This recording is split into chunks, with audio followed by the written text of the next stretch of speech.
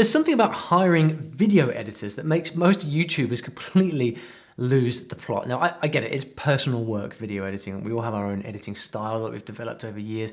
But listen, it is 100% possible to find a video editor who can edit just as well as you, probably better than you can, and all for a fraction of what your time is actually worth. So I'm going to show you the exact 5 steps that I recently used to hire my video editor and to get it right first time, along with copies of the documents and job descriptions that I used in that process, which I'm going to give to you. You're free to use it and steal them for yourself. So if you want to hire a video editor, but you're wondering how, you're in the right place. Welcome back to the channel. My name is Ollie Richards, and Creator Smarts is all about helping you turn your successful brand into a strong, future-proof online business so that you can reclaim your time, build wealth, and grow your impact in the world. And in my company, StoryLearningcom, I've built a team of over 10 full-time people and dozens of freelancers who help to make it what it is. But the entire success of the running of that business comes down to smart, effective hiring. So I'm going to start by showing you what that looks like and how to apply that to find that video editor that you need. And I'm going to begin by telling you about 5 principles that I call the principles of hiring that I use for all the hiring that I do, and it applies just as much to video editing as it does to anything else. The first principle is positive mindset. The second principle is to be thorough and detailed at every stage. Principle number 3 is to widen the option pool. Number 4 is to make a decision based on actual work, not just on applications. And then 5, the critical point that the most important stage of the process begins after the hiring. So those are the 5 principles, and then I'm going to walk you through exactly how I hired my video editor and elaborate on these principles. So step number 1 is mindset. And this is the idea that going into hiring somebody, you've got to be prepared to actually dedicate real time to the process. People often consider hiring as kind of a dirty job or something that they just want to get off their plate so that they can find someone to come in and make their life easy. Hiring, you get out what you put in, like so many things, right? And I see people really rushing hiring. When you go into the process of finding someone, really set aside the time to do it properly. And if I'm hiring something for a role at the level of video editor, I'm going into this thinking, right, I'm going to devote significant time over about 2 to 3 weeks to finding this person. It is not a slapdash thing. I take hiring very, very seriously. And so often when people don't deep down believe that it's possible to find the right person, that kind of doubt ends up manifesting itself throughout the whole process. And then the people who are looking at the jobs that you post can kind of sense that from you, right? So you've got to go into the hiring process with a really open mind, real energy and enthusiasm that you're actually going to find the right person. Step number 2, because I went into this process, I was enthusiastic. I knew I needed this video editor. So step number 2, if you remember, is to be thorough and detailed in everything that you do. And so when I went into this, I used Upwork.com, which is it's what everybody uses, but there's a reason for that. You have a huge pool of people, and anywhere in the world who's looking for work of this kind is going to go through Upwork. So this begins with writing a thorough job description, which I'll give you later.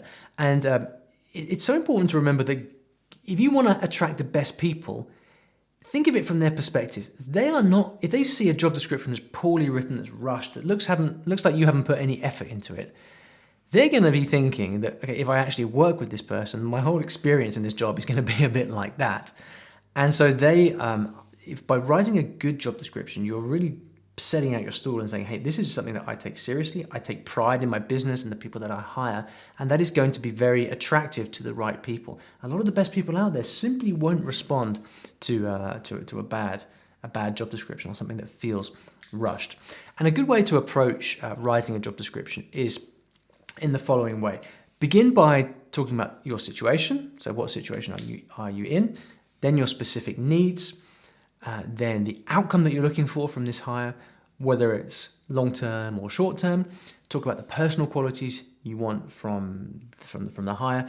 Then request samples from that person if that's relevant. And then also give very clear instructions for what they should do next. And in the sample that I'll give you of my job description, you'll see how I wrote all of that stuff. If you're following this process that I'm showing you, this doesn't have to be a very long document, the job description, but it just needs to cover all the bases. So have a look at the document that I send you here, and you can see how that works. So I wrote out the job description saying I'm looking for a video editor to help me grow my business with these specific qualities. And then I post the application and I just wait. I let applications come in. So write the job description, post it, let the applications come in, and then sometimes you want to step back for a few days. It could be 3 to 5 days perhaps, to give people the opportunity to come in. So at that point, then you've got people who are going to apply. You may have a couple of dozen or a couple of hundred people applying. And at this point, a lot of people make the mistake of thinking, right, from everybody who's applied, I am now going to just read the few hundred applications and then just pick one. But you don't have to do that. Step number 3, the third principle of hiring, is to widen the option pool. Now, in Upwork, there is a function called shortlisting, and that's there for a reason. And what shortlisting is you kind of go through, you filter out the people who clearly aren't right, and then you select people who you think could be a good fit. And what I like to do at this stage, because I often find when I publish to Upwork, there's only a couple of really promising candidates anyway. And so I tend to go for the 2 or 3 people who seem most promising. I shortlist them, but I don't then kind of go on and do more interviews. What I do at this point, and this is really important, is I want to carry on and I want to keep my options open so I'm absolutely certain that I'm ready to hire this person.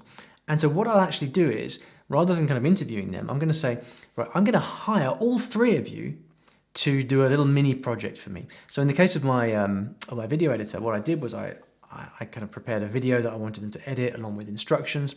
And then I said, right, can you edit 1 minute of this for me? So I literally just messaged them and say, hey, I really like what you're doing. Could I hire you to create a short sample video for me of a few minutes? I'd like to see the result. I'd like to see how we work together, and then I'll make a decision based on that.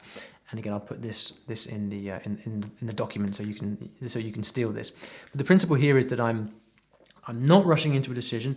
I'm actually getting these people to do some work for me, because the best way to judge anybody is always in the stuff that they produce, not in what they say in a job application, right? So yes, I'm paying more at this point, right? So I don't remember exactly what it cost. It might have been like $50 for each candidate for like a 1 minute video sample. But it's a good investment, because what you get from that is you end up with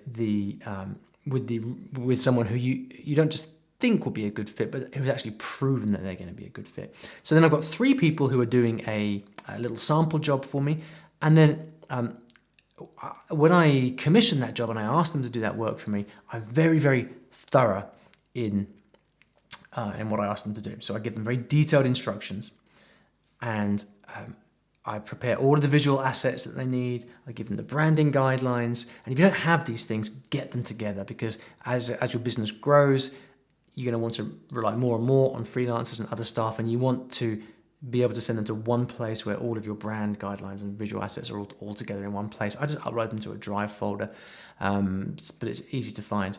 And then all throughout this, I'm keeping a very positive mindset. I'm really pushing to do my best work in this hiring process in order to show them that I'm serious, and then that kind of then gives them the opportunity to do that in return.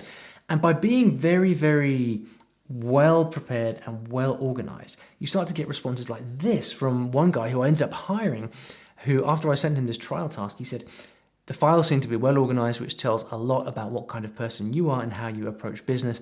Those are important indications of a great customer. This is the freelancer writing to me. Can you imagine starting a relationship like that? Isn't that the kind of ideal situation where you've got this kind of mutual respect, where I'm looking for someone good and they're looking for a good employer as well?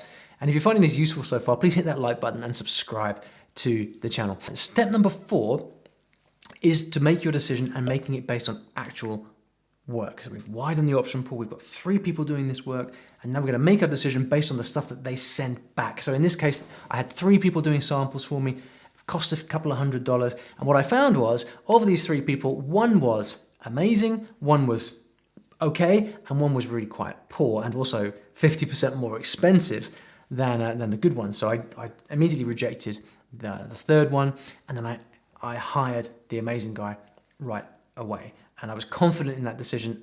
And we also got off to a very good start because he respected how much energy I put into that process, right? Now, what's important at this point is for the people that you don't hire, it's important to communicate properly with them. So don't just leave them hanging. Tell them your decision, and let them know. Even if you're not hiring them, let them know, because it's just a professional courtesy. In this case, though, I actually said to the second guy, who was good but not as good as the first guy, I said, I really like what you're doing. I'm not ready to move forward right now, but I may have some work further down the line. And I'll come back to that later, because that was a very important decision to keep communicating with him. So I've hired the guy, and that brings us to step number 5, which is the most important work begins after that. So see, I've hired so many people over the years, both in my company StoryLearning, but also in previous jobs when I used to work at the British Council, hiring teachers. The job is not done when you've hired the person, because the worst thing of all, and I've unfortunately experienced this a couple of times, is to bring somebody on and then lose them a few weeks later or a few months later because they just haven't managed to find their stride. And this always happens through miscommunication. So some things to remember when you bring this person on. Here's some stuff to remember. First of all, don't freak out if they seem to be slow at first. What's obvious to you, people need time to figure out. Right? Also, don't freak out if the first bits of work they give you are not exactly what you want or what you're expecting or up to standard. Chances are you didn't communicate it properly in the first place.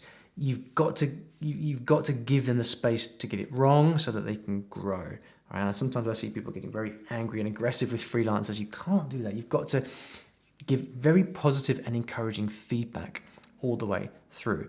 And it's also it's worth saying, because often this doesn't happen, you've got to be bold enough to tell them exactly what you want.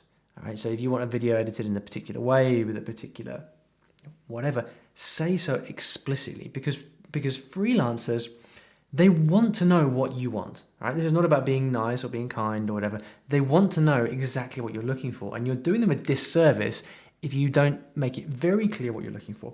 There's a technique here which is called the sandwich, and it's very, very useful. And the sandwich is a great way to give feedback. And if you imagine a sandwich with the good stuff on the outside and the not so good stuff in the middle, you begin with the positive, then you tell them the bad news, and then you end with the positive. So you might say something like, for example, thanks so much for sending me this video. I really like what you've done with it.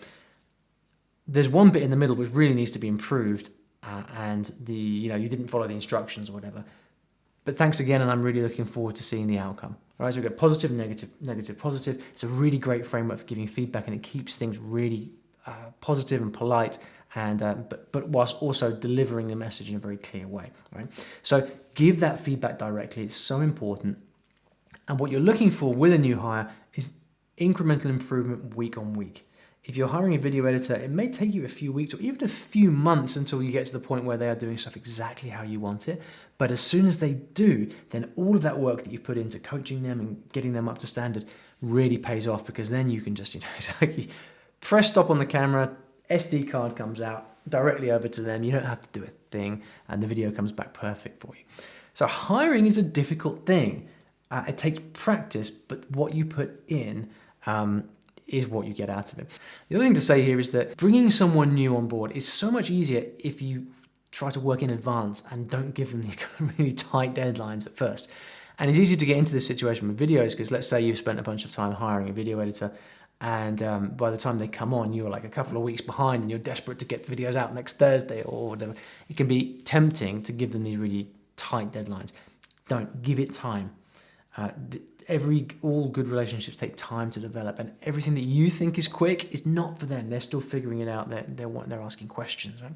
So the editor that I hired, I'm still working with them today, although they're not actually editing this video, so I'm doing this myself. So if it's a bit rough and ready, that's why. But a few months later, I did actually need an editor for a secondary project. So I went back to the guy who was good but not as good, who I put on ice from before.